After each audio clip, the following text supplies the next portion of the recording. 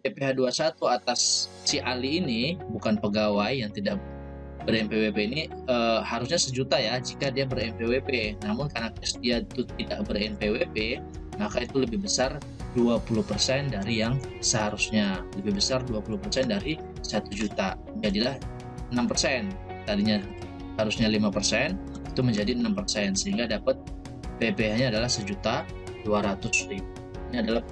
Assalamualaikum warahmatullahi wabarakatuh. Apa kabar rekan-rekan pajak semua? Semoga sehat selalu ya. Doa saya untuk kita semua, semoga imun kita kuat dan kita bisa terhindar dari wabah corona. Amin ya robbal alamin.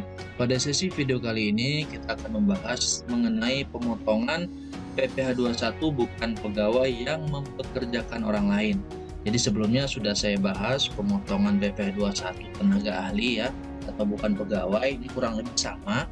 Namun ini ada case khusus, yakni penerima kerjaan tersebut atau tenaga ahli tersebut yang bukan pegawai tadi, dia juga mempekerjakan orang lain. Lalu bagaimana pemotongan PPh 21-nya? Mari kita simak video berikut ini.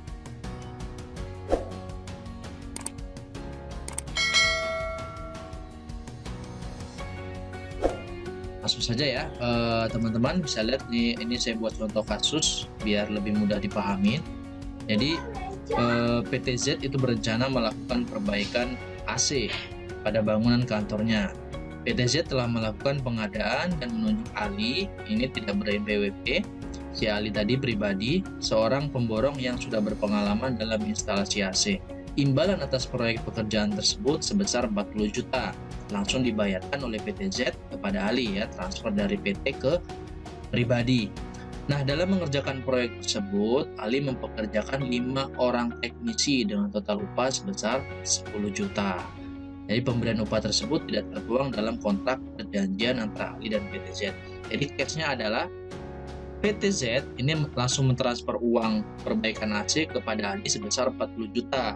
Tapi Ali ini sebenarnya ada budget biaya 10 juta untuk tukang-tukangnya, namun itu tidak tertuang dalam kontrak perjanjian atau agreement-nya. Nah, ditanya berapakah besar DPP dan PPh 21 yang harus dipotong oleh PTZ, DPP-nya berapa dan PPh 21 atas bukan pegawainya berapa. Nah, acuan kita untuk menjawab ini adalah berdasarkan pasal 10 ayat 5A ya, di peraturan DJP nomor per 16 2016.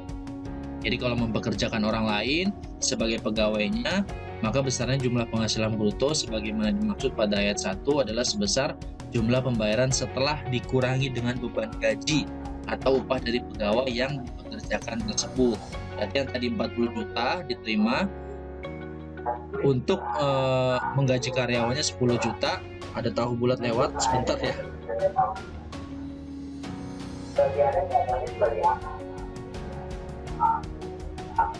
Oke, tahu bulannya selesai. Nah, si Ali menerima 40 juta tadi, lalu untuk menggaji karyawannya 10 juta. Nah, tinggal kita kurangin aja, 40 dikurang 10 juta. Jadi yang bersihnya diterima adalah 30 juta. Harusnya DPP-nya adalah sebesar 30 juta. Langsung kita buat contoh ya. Jadi misal seperti ini. Nah, brutonya 40 juta, gaji karyawannya 10 juta, maka netnya adalah sebesar 30 juta.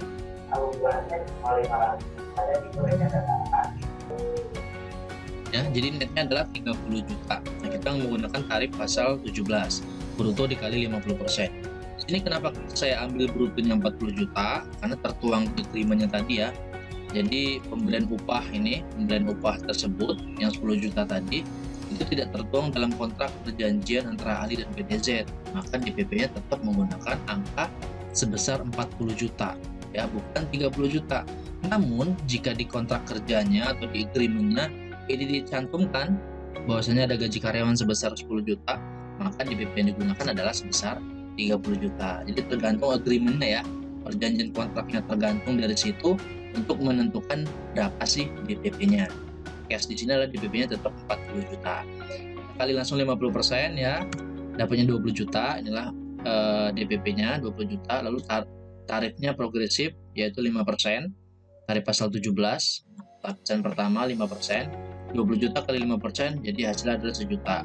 Jadi PPh 21 atas si Ali ini, bukan pegawai yang tidak ber-NPWP ini, harusnya sejuta ya jika dia ber-NPWP. Namun karena dia itu tidak ber-NPWP, maka itu lebih besar 20% dari yang seharusnya. Lebih besar 20% dari 1 juta. Jadilah 6%. Tadinya harusnya 5%, itu menjadi 6%, sehingga dapat PPh-nya adalah 1.200.000. Ini adalah PPh 21 atas tenaga ahli atau bukan pegawai ya. Inilah yang harus dipotong oleh PTZ kepada si ahli tadi. Oke, bisa dipahamin ya. Jadi poinnya adalah ini tadi, cari bruto, cari DPP-nya itu berdasarkan kontrak kerjanya ya, berdasarkan kontrak kerjanya. Oke, sekian, semoga yang saya sampaikan bermanfaat. Ada teman-teman yang masih bingung, silakan bertanya di kolom komentar.